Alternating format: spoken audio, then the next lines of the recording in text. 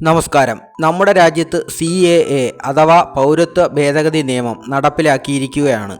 ഇതിനെ എതിർത്തുകൊണ്ടും അനുകൂലിച്ചുകൊണ്ടും ജനങ്ങളും രാഷ്ട്രീയ പാർട്ടികളും മുന്നോട്ട് വന്നിരിക്കുകയാണ്. സംഭവം ഇപ്പോൾ സുപ്രീം കോടതിയുടെ പരിഗണനയിലുമാണ്. എന്താണ് പൗരത്വ ഭേദഗതി നിയമം? അത് ഈ നാട്ടിലെ ജനങ്ങളെ എങ്ങനെ ബാധിക്കും? പ്രത്യേകിച്ച് മുസ്ലിങ്ങളെ.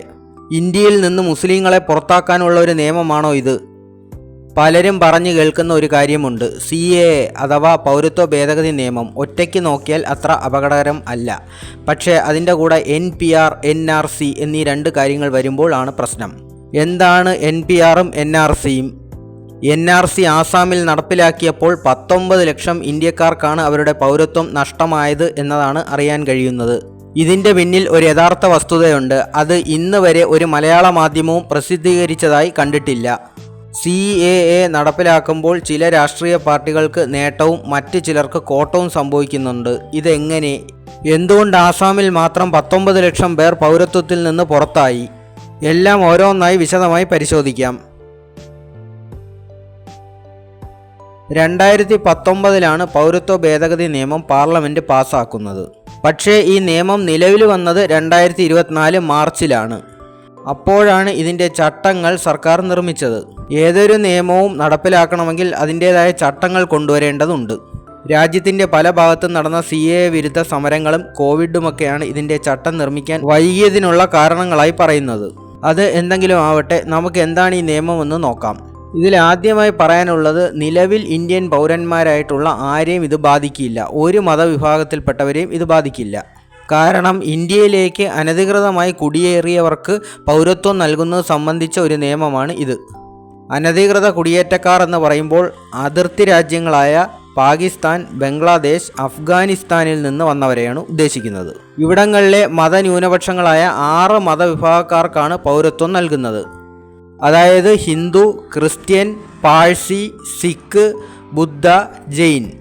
മുസ്ലിങ്ങളെ ഇതിൽ ഉൾപ്പെടുത്തിയിട്ടില്ല. കാരണമായി പറയുന്നത് മുസ്ലിങ്ങൾ ഈ 3 രാജ്യങ്ങളിലും ന്യൂനപക്ഷമല്ല. നേരത്തെ പറഞ്ഞ 6 മതവിഭാഗങ്ങളെ എടുക്കാനുള്ള കാരണം ഇവർ ഈ രാജ്യങ്ങളിൽ മതപീഡനം നേരിടുന്നു എന്ന് ചൂണ്ടിക്കാട്ടിയാണ്. ഒരു മതത്തിൽപ്പെട്ടവർ ആ മതത്തിൽപ്പെട്ട മറ്റുള്ളവരെ ദ്രോഹിച്ചാൽ അത് മതപീഡനമായി കണക്കാക്കുകയില്ല. അതായത് ഹിന്ദു മതത്തിലെ തന്നെ സവർണർ ആ മതത്തിലെ ദളിതരെ പീഡിപ്പിച്ചു കഴിഞ്ഞാൽ അത് മതപീഡനത്തിൻ്റെ കീഴിൽ വരില്ല എന്ന് സാരം. ഈ ഒരു വാദം നിരത്തിയാണ് ഈ 3 രാജ്യങ്ങളിൽ നിന്ന് വന്ന അനധികൃത കുടിയേറ്റക്കാരായ മുസ്ലിങ്ങൾക്ക് പൗരത്വം CAA വഴി നൽകണ്ട എന്ന് സർക്കാർ തീരുമാനിക്കാൻ കാര്യം. മേൽപ്പറഞ്ഞ 6 മതവിഭാഗക്കാർക്ക് CAA വഴി പൗരത്വം കിട്ടണമെന്നുണ്ടെങ്കിൽ ഒരു കാര്യം നിർബന്ധമാണ്. അവർ ഡിസംബർ 31, 2014 ഇന്ത്യയിൽ എത്തിയിരിക്കണം. അതിൻ്റെ തെളിവ് അവർ ഹാജരാക്കണം. ഇതിനായി ഇന്ത്യയിൽ കടന്ന ശേഷം റെഫ്യൂജി ക്യാമ്പിൽ രജിസ്ട്രേഷൻ നടത്തിയിട്ടുണ്ടെങ്കിൽ അതൊരു തെളിവായി എടുക്കുന്നതായിരിക്കും. ഇവിടെ പലർക്കും ഉണ്ടാവാൻ ഇടയുള്ള ഒരു സംശയമുണ്ട്. പാകിസ്ഥാനെന്നും ബംഗ്ലാദേശെന്നും അഫ്ഗാനിസ്ഥാനെന്നും വരുന്ന മുസ്ലിങ്ങൾക്ക് ഇന്ത്യ ഒരിക്കലും പൗരത്വം നൽകില്ലേ എന്നുള്ളത്. അതിനുള്ള ഉത്തരം, ഈ രാജ്യങ്ങളിൽ നിന്ന് വരുന്ന അനധികൃത കുടിയേറ്റക്കാരായ മുസ്ലിങ്ങളെയാണ് ഒഴിവാക്കിയിരിക്കുന്നത്. അനധികൃത നുഴഞ്ഞുകയറ്റക്കാർ എന്നുദ്ദേശിക്കുന്നത് മതിയായ യാത്രാരേഖകളില്ലാതെ രാജ്യത്ത് കടക്കുന്നവരെയാണ് നുഴഞ്ഞുകയറ്റക്കാർ എന്ന് പറയും. നേരായ മാർഗത്തിൽ കൂടി വരുന്നവർക്ക് മുമ്പും പൗരത്വം കിട്ടിയിട്ടുണ്ട്. അത് ഇനിയും അങ്ങനെ തന്നെ തുടരുകയും ചെയ്യും. ഇന്ത്യയിൽ ഒരാളിന് ഏതൊക്കെ രീതിയിലാണ് പൗരത്വം കിട്ടുന്നതെന്ന് ഒന്ന് നോക്കാം. ഒന്ന്, ജന്മം കൊണ്ട്, അതായത് ഇന്ത്യയിൽ ജനിക്കുന്നവർക്ക്. അത് തന്നെ ഒരാൾ ഇന്ത്യയിൽ ജനിച്ചു എന്ന് വെച്ച് വെറുതെ അങ്ങ് പൗരത്വം കിട്ടില്ല. ചില മാനദണ്ഡങ്ങളൊക്കെ ഉണ്ട്. 1987 ജൂലൈ 1 ശേഷം ജനിച്ചവരാണെങ്കിൽ അവരുടെ മാതാപിതാക്കളുടെ പൗരത്വവും മാതാപിതാക്കളിൽ ആരെങ്കിലും കുടിയേറ്റക്കാരാണോ എന്നുകൂടി നോക്കേണ്ടതുണ്ട്. ഇത് വിശദമാക്കാൻ നിന്നാൽ വീഡിയോയുടെ ദൈർഘ്യം വല്ലാതെ കൂടിപ്പോവും എന്നുള്ളത് കൊണ്ടാണ് ചുരുക്കി പറയുന്നത്. ചുരുക്കത്തിൽ, തലമുറകളായി ഇന്ത്യയിൽ ജീവിക്കുന്നവരെ സംബന്ധിച്ച് ഇതൊരു പ്രശ്നമല്ല. അവർക്ക് ജനിച്ചു കഴിഞ്ഞാൽ പൗരത്വം കിട്ടും. ഇനി മറ്റൊരു കണ്ടീഷൻ ഉള്ളതെന്ന് വെച്ചാൽ, നിങ്ങൾ വിദേശത്താണ് ജനിക്കുന്നതെന്ന് വയ്ക്കുക, പക്ഷേ നിങ്ങളുടെ മാതാപിതാക്കൾ ഇന്ത്യൻ പൗരന്മാരാണെങ്കിൽ നിങ്ങൾക്ക് പൗരത്വം കിട്ടും. ഇവിടെ മാതാപിതാക്കളിൽ ഒരാൾക്ക് ഇന്ത്യൻ പൗരത്വം ഉണ്ടായിരുന്നാലും മതി. ഇനി അടുത്തൊരു കണ്ടീഷനുണ്ട്. നിങ്ങൾ ജനിച്ചത് ഡിസംബർ 3, 2004 ശേഷമാണെങ്കിൽ നിങ്ങൾ ജനിച്ച് 1 വർഷത്തിനകത്ത് ഏത് വിദേശ രാജ്യത്ത് വെച്ചാണോ ജനിച്ചത് അവിടുത്തെ ഇന്ത്യൻ കൗൺസിലേറ്റിൽ രജിസ്റ്റർ ചെയ്തിരിക്കണം. ഇവിടെ നിങ്ങളുടെ ജന്മം നിങ്ങൾ രജിസ്റ്റർ ചെയ്യണമെന്നല്ല ഉദ്ദേശിച്ചത്, നിങ്ങളുടെ മാതാപിതാക്കൾ രജിസ്റ്റർ ചെയ്തിരിക്കണം. ഇനിയൊരു കണ്ടീഷൻ ഉള്ളത്, നിങ്ങളൊരു ഇന്ത്യൻ വംശജനാണ്, പക്ഷേ നിങ്ങൾക്ക് ഇന്ത്യൻ പൗരത്വമില്ല, നിങ്ങൾ 7 വർഷമായിട്ട് ഇന്ത്യയിൽ ജീവിക്കുകയാണ്, നിങ്ങൾക്ക് രജിസ്ട്രേഷൻ വഴി അപ്ലൈ ചെയ്ത് പൗരത്വം വാങ്ങിക്കാം. നിങ്ങൾ ഇന്ത്യക്കാരാരെങ്കിലും വിവാഹം ചെയ്ത വ്യക്തിയാണെങ്കിലും 7 വർഷം ഇന്ത്യയിൽ ജീവിക്കുകയാണെങ്കിൽ നിങ്ങൾക്ക് പൗരത്വം ലഭിക്കുന്നതാണ്.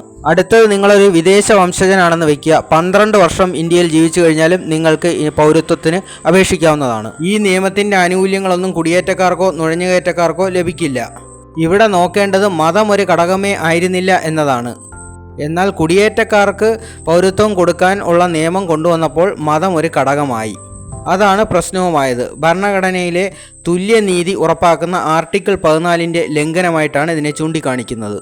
ഇതാണ് സുപ്രീം കോടതിയെ സമീപിക്കാനും കോടതി കേസ് ഫയലിൽ സ്വീകരിക്കാനുമുള്ള പ്രധാന കാരണം. എന്നാൽ CAA അനുകൂലിക്കുന്നവരുടെ വാദം മറ്റൊന്നാണ്. അവർ പറയുന്നത് ഭരണഘടനയും ആർട്ടിക്കിൾ 14 ഒന്നും കുടിയേറ്റക്കാരായിട്ടുള്ളവർക്ക് ബാധകമല്ല എന്നുള്ളതാണ്. അത് നേരായ മാർഗത്തിൽ താമസിക്കുന്നവർക്കാണ്. അതുപോലെ തന്നെ ഭരണഘടനയിലെ ആർട്ടിക്കിൾ 14 തുല്യത പറയുമ്പോൾ തന്നെ റീസണബിൾ ക്ലാസിഫിക്കേഷൻ ആൻഡ് ഇൻ്റലിജൻറ്റ് ഡിഫറൻഷ്യ എന്നൊരു ഘടകം കൂടി പറയുന്നുണ്ട്. ഇതിൻ്റെ കീഴിലാണ് പല മതവിഭാഗങ്ങൾക്കും പല ആനുകൂല്യങ്ങളും ലഭിക്കുന്നത്. സംവരണം പോലുള്ള കാര്യങ്ങളൊക്കെ ഇതിൽ വരും. അതുപോലെ തന്നെ സിവിൽ നിയമങ്ങൾ, പല മതങ്ങൾക്കും ഇപ്പോൾ വരെ പല സിവിൽ നിയമങ്ങളാണ്. അതുപോലെ തന്നെ മറ്റൊരു ഉദാഹരണം മോട്ടോർ വെഹിക്കിൾസ് ആക്റ്റിലെയാണ്. അതായത് സിഖ് വംശജരെ ഹെൽമറ്റ് വയ്ക്കുന്നതിൽ നിന്ന് ഒഴിവാക്കിയിട്ടുണ്ട്. കുടിയേറ്റക്കാരിലെ മുസ്ലിങ്ങളെ ഒഴിവാക്കിയതും ഇതുപോലെ കണ്ടാൽ മതി എന്നതാണ് CAA അനുകൂലികളുടെ വാദം. അത് എങ്ങനെ കാണണമെന്നുള്ളത് അന്തിമമായിട്ട് കോടതി തീരുമാനിക്കും. ഇനി CAA എതിർക്കുന്നവർ മറ്റൊരു ചോദ്യം ഉന്നയിക്കുന്നുണ്ട്. അത് ഇതാണ്: എന്തുകൊണ്ട് പാകിസ്ഥാൻ, അഫ്ഗാനിസ്ഥാൻ, ബംഗ്ലാദേശ് എന്നീ രാജ്യങ്ങളിൽ മാത്രം ഒതുക്കി, മറ്റ് രാജ്യങ്ങളിൽ നിന്ന് വരുന്നവരെ ഉൾപ്പെടുത്തിയില്ല എന്നതാണ്. അതിനും അനുകൂലികളെ സംബന്ധിച്ച് വ്യക്തമായ ന്യായീകരണമുണ്ട്. അത് ഇപ്രകാരമാണ്: ഇന്ത്യയുടെ വിഭജനവുമായി ബന്ധപ്പെട്ടാണ് ഈ രാജ്യങ്ങളെ തിരഞ്ഞെടുത്തിരിക്കുന്നത്. വിഭജനവുമായി ബന്ധപ്പെട്ട് ഒരുപാട് ജനങ്ങളുടെ ട്രാൻസ് മൈഗ്രേഷൻ നടന്നിട്ടുണ്ട്.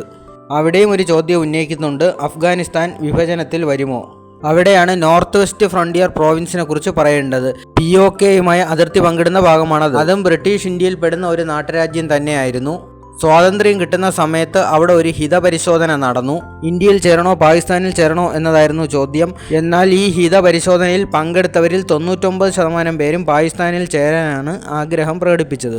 ഇവിടെ 50% പേർ മാത്രമേ ഹിതപരിശോധനയിൽ പങ്കെടുത്തുള്ളൂ. ബാക്കി 50% വിട്ടുനിൽക്കുകയാണ് ഉണ്ടായിരുന്നത്. അവരുടെ ആവശ്യം മറ്റൊന്നായിരുന്നു. അവരിൽ കുറച്ചു പേർക്ക് സ്വതന്ത്ര രാജ്യം വേണം, പിന്നെ കുറച്ചു പേർക്ക് അഫ്ഗാനിസ്ഥാനിലേക്ക് പോകണം. അങ്ങനെ ഇവിടെ നിന്ന് വലിയൊരു ശതമാനം ഹിന്ദുക്കളും സിഖ് വംശജരും അഫ്ഗാനിസ്ഥാനിലേക്കും കുടിയേറിയിട്ടുണ്ട്. അതാണിപ്പോൾ പൗരത്വ ഭേദഗതി നിയമം വന്നപ്പോൾ ഈ 3 രാജ്യങ്ങളെയും പരിഗണിക്കാനുള്ള കാരണം.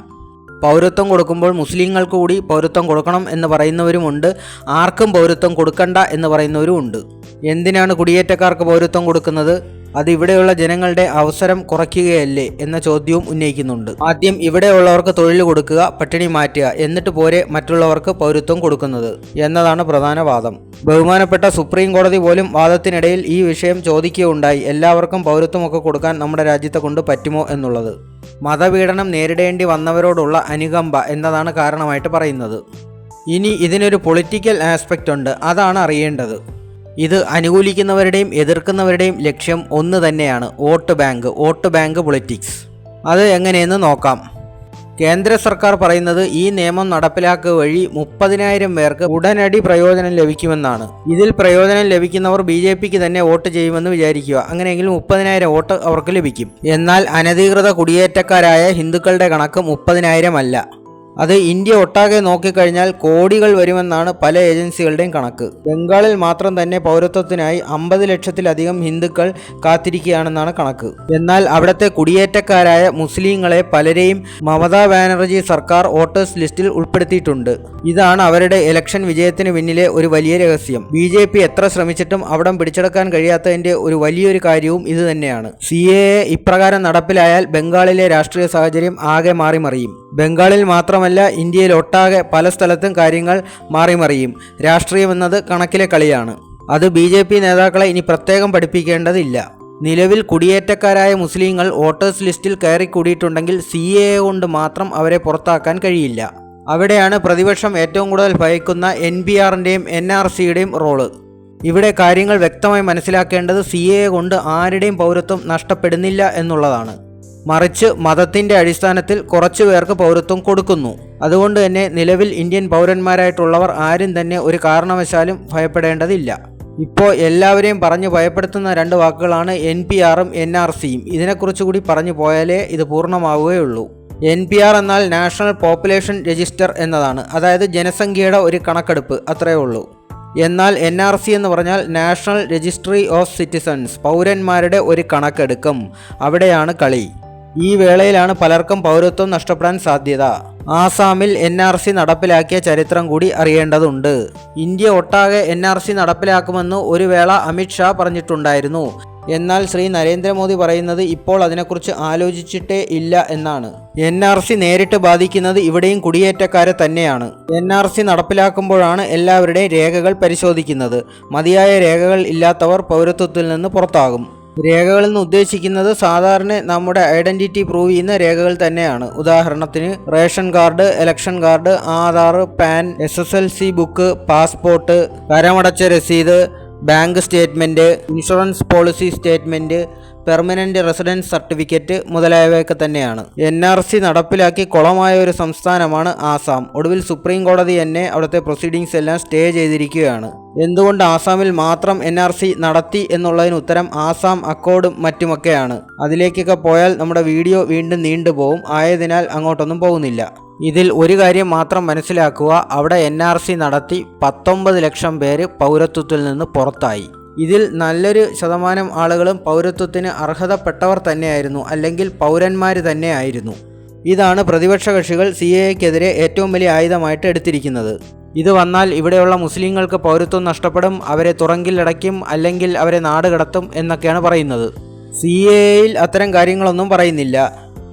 NRC നടപ്പിലാക്കുകയാണെങ്കിൽ ചിലപ്പോൾ പൗരത്വ രജിസ്റ്ററിൽ നിന്ന് പുറത്താകാം. ആസാമിൽ എന്താണ് സംഭവിച്ചതെന്ന് പറയാം. 5 വർഷമെടുത്ത് ഏകദേശം 1600 കോടി രൂപ ചെലവഴിച്ചാണ് ആസാമിൽ NRC അഥവാ പൗരത്വ രജിസ്റ്റർ നടപ്പിലാക്കിയത്. 3,29,00,000 അപേക്ഷകൾ പരിശോധിച്ചപ്പോൾ 19 ലക്ഷം പേരാണ് പൗരത്വത്തിൽ നിന്ന് പുറത്തുപോയത്. ഇതിൻ്റെ ചാർജ് ഉണ്ടായിരുന്ന IAS ഓഫീസറും NRC കോർഡിനേറ്ററും കൂടി നടത്തിയ വൻ അഴിമതിയാണ് ഇതിൻ്റെ കാരണം. പല അപേക്ഷകരിൽ നിന്നും കൈക്കൂലി വരെ വാങ്ങി എന്നാണ് പുറത്തു വരുന്ന വാർത്തകൾ. പോരാഞ്ഞ് 5 സോഫ്റ്റ്വെയർ കമ്പനികളുമായി ചേർന്നും അഴിമതി നടത്തി. CAG അഥവാ കൺട്രോളർ ആൻഡ് ഓഡിറ്റർ ജനറലിൻ്റെ പ്രാഥമിക അന്വേഷണത്തിൽ തന്നെ കണ്ടെത്തിയിരിക്കുന്നത് 100 കോടി രൂപയുടെ അഴിമതി നടന്നെന്നാണ്. ഇത്തരത്തിൽ വ്യാപകമായ ക്രമക്കേട് നടന്നതിനാൽ സംഭവം കേസാവുകയും ആ കേസ് ഇപ്പോൾ സുപ്രീം കോടതിയുടെ പരിഗണനയിലുമാണ്. ആസാം സർക്കാർ തന്നെ സമ്മതിക്കുന്ന കാര്യമാണ് ഈ NRC ലിസ്റ്റ് ഫുള്ള് തെറ്റാണ്, അതിനാൽ തന്നെ ഇതെല്ലാം മരവിപ്പിച്ചിരിക്കുകയാണ്. ഇത്തരത്തിൽ പൗരത്വം നഷ്ടപ്പെട്ട ആരെയും തന്നെ ഡിറ്റൻഷൻ സെൻ്ററുകളിൽ അടയ്ക്കുകയോ നാട് കടത്തുകയോ ഒന്നും ചെയ്തിട്ടില്ല. അവരുടെ പൗരത്വം ഇപ്പോൾ തടഞ്ഞു വെച്ചിരിക്കുകയാണെന്ന് മാത്രം. എങ്കിലും ഇപ്പോഴും പലർക്കും വോട്ടവകാശവും നിലവിലുണ്ട്.